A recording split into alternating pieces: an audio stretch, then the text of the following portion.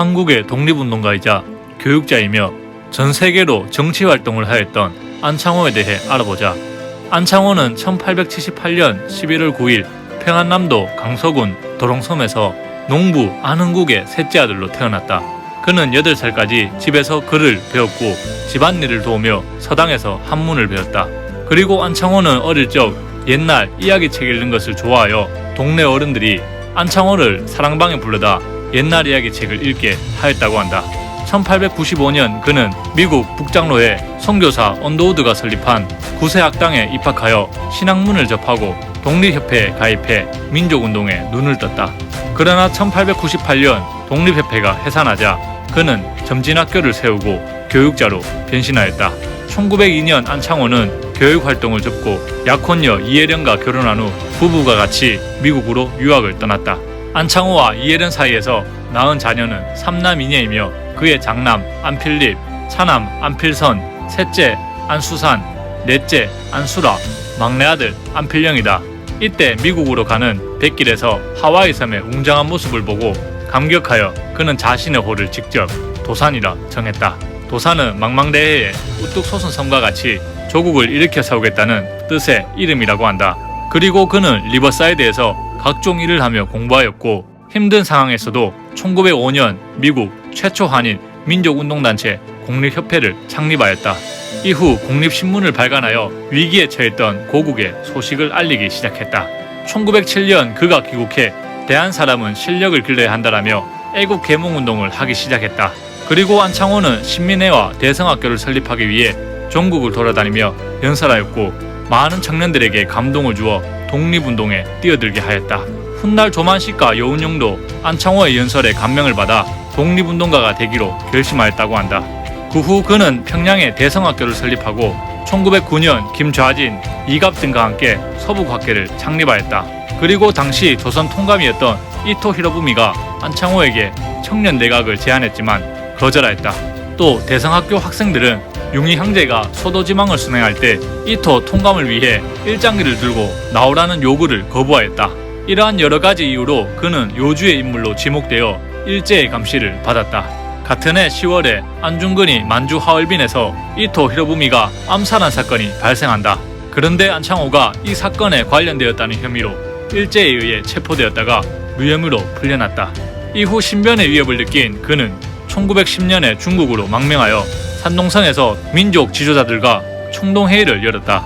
하지만 총동회의는 자금관계와 급진파의 반대로 실패하였고 이로 인해 안창호는 또다시 미국으로 망명하게 된다. 그리고 그가 미국으로 망명한 1911년 일제에 의해 조작된 백오인 사건으로 신민회가 해체되었다. 1912년 그는 세계 한인의 네트워크 역할을 하는 대한인국민회 중앙총재를 조직하였다. 1913년 5월 그는 샌프란시스코에서 이루지 못한 대성학교 신민회 청년학우회의 뜻을 실현하기 위해 흥사단을 창설하여 독립운동을 하였다. 이후 흥사단은 3.1운동, 수양동우회 사건 등에 관여해 독립운동에 기여했으며 안창호는 박용만, 이승만과 함께 미국 한인사회의 지도자로 활동했다. 그리고 1919년에 그는 상해로 건너가 대한민국 임시정부 내무총장 겸 국무총리 대리로 취임하였다. 하지만 취임한 지 2년 동안 임시정부 세력 통일을 위해 노력했지만 실패하자 그는 사임했다. 1921년 안창호는 여운형과 함께 국민대표회의 개최를 주도했지만 공산당에 의해 실패하였다. 이에 실망한 독립운동 세력들은 상해를 떠났고 안창호는 좌절하지 않고 또다시 대독립당 결성과 이상촌 건설운동에 매진하였다. 1930년 안창호는 상하이에서 대한민국 임시정부 여당인 한국독립당을 결성하였다. 1932년 4월 29일 윤봉길 의사가 상하이 홍구공원에 폭탄을 던지는 사건이 일어났다. 당시 이 소식을 미리 알고 있던 김구는 윤봉길 의거 하루 전 상하이에 있던 독립운동가들에게 피하라고 알렸다고 한다. 하지만 안창호에게는 알리지 않았고 아무것도 몰랐던 안창호는 소년 동맹단에 기부금을 전하러 갔다가 일본 경찰에게 체포되었다. 이후 그는 국내로 압송되어 4년형을 선고받고 서대문과 대전 형무소에서 복역하다 2년 6개월 만에 가출로 가했다.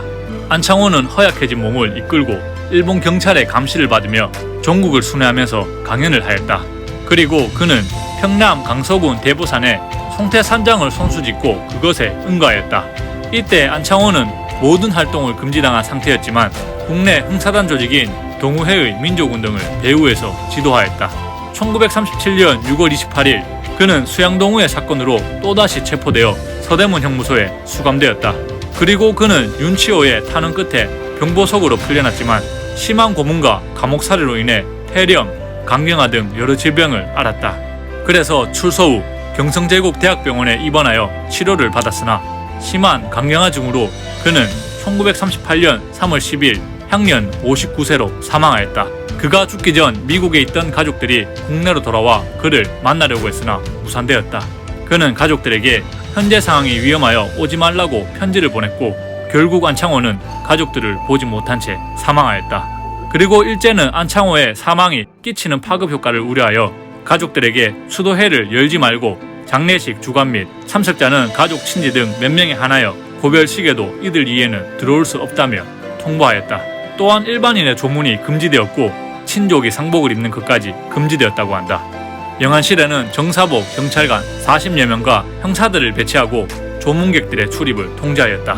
안창호의 묘는 그의 유언에 따라 망우리의 제자 유상규와 안장되었다가 1973년에 서울의 도산공원이 조성되면서 부인 이혜령과 도산공원에 합장되었다. 1962년 안창호는 공구군장 대한민국장을 받았고 2018년 9월 14일 대한민국 해군장보고 3 1번함이 도산 안창호함으로 명명되었다. 3분 역사를 구독해주시면 매 새로운 이야기를 여러분들에게 전달해드리겠습니다.